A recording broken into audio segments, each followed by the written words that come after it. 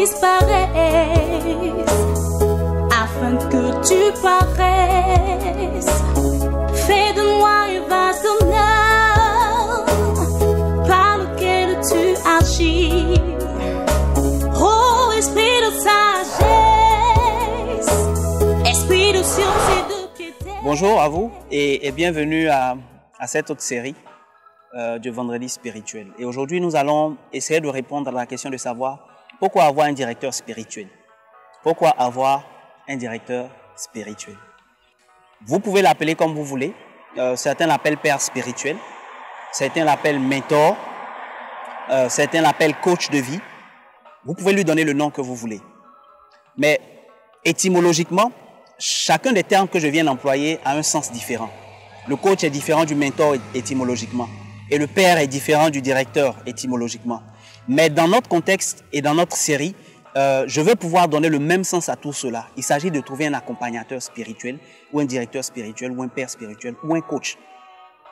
Il y a certaines personnes qui se trouvent très bien seules. Il y a des personnes qui se trouvent capables, suffisamment mûres ou matures pour se débrouiller toutes seules.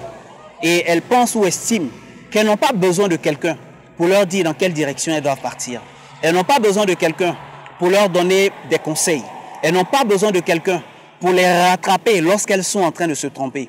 Et notre génération, mon Dieu, combien de personnes y a-t-il dans cette génération qui estiment que seules, elles peuvent vivre, elles peuvent survivre et elles n'ont pas besoin de quelqu'un de plus grand. Mais s'il vous plaît, la Bible dit que la nature elle-même ne nous enseigne-t-elle pas dans le livre de Corinthiens? La Bible nous dit, est-ce que la nature ne nous enseigne pas? Regardez un peu. Un enfant, lorsqu'il naît, il a besoin de ses parents pour apprendre à parler. Il a besoin de ses parents pour apprendre à marcher. Lorsqu'il doit aller à l'école, il n'est pas tout seul dans une salle en train d'apprendre. Non, il a besoin d'enseignants, que ce soit à la maternelle ou au primaire, que ce soit au collège ou au secondaire. Même quand il arrive au supérieur et qu'on estime qu'il est suffisamment mature, qu'il a suffisamment appris afin d'être capable de rédiger un mémoire, afin d'être capable de rédiger une thèse, même là encore, on lui donne un directeur de thèse, on lui donne un professeur encadreur, s'il vous plaît. Le monde nous enseigne. Et je veux aller encore plus loin. Vous voyez, beaucoup d'entre nous connaissons des stars, comme Drogba, comme Neymar, ou qui encore, que sais-je. Même quelqu'un qui a marqué le monde du tennis, qu'on appelle Roger Federer. Vous remarquerez, toutes ces personnes-là ont un coach, ont des entraîneurs.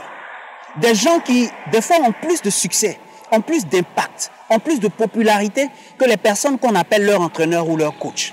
Leurs coachs ne sont pas forcément plus grands de taille qu'elles. Leurs coachs ne sont pas forcément plus populaires qu'elles, ou mieux payés qu'elles.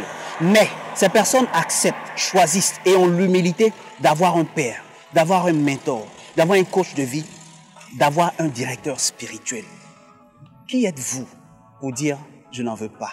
Qui êtes-vous pour dire « je peux me diriger moi seul, le Saint-Esprit me dirige ». Regardez, Paul, lorsqu'il s'est converti, avait lui aussi reçu le Saint-Esprit. Mais il a aussi eu à un moment donné quelqu'un qui l'a dirigé vers les apôtres. Quelqu'un qui est venu le prendre des ténèbres où il était pour lui dire « va dans tel loin ». Et on lui a imposé les mains. C'était l'apôtre Barnabas. Si vous remarquerez, vous allez voir également que dans la Bible, un monsieur comme David, un monsieur comme Saül, qui ont été établis comme les premiers rois d'Israël, ces personnes-là ont été introduites dans leur royauté par une personne qui s'appelait Samuel. Dans votre vie, vous avez besoin de quelqu'un qui va vous enseigner, qui va vous orienter, qui va vous diriger. Vous avez besoin de quelqu'un qui est capable de vous dire stop lorsque vous partez sur la mauvaise voie. Vous avez besoin de quelqu'un qui peut être comme une couverture spirituelle pour vous, qui peut prier pour vous. Une prière pour aujourd'hui. Seigneur, je veux te prier afin que tu me donnes un cœur qui t'aime, un cœur qui te suit, et qui te suit au point où il est capable d'être humble, afin d'accepter que plus grand ou plus petit que moi, que plus fort ou moins fort que moi, que plus riche ou moins riche que moi, soit capable de me conduire, de me diriger, de me conseiller. Donne-moi, Seigneur, l'humilité pour reconnaître sur ma vie le Père, le mentor, le coach de vie, le directeur spirituel que tu as établi sur moi, au nom de Jésus. Amen. Merci pour votre attention et à vendredi prochain pour la suite de cette série. Oh, esprit de sagesse, esprit de science et de piété, esprit de tout est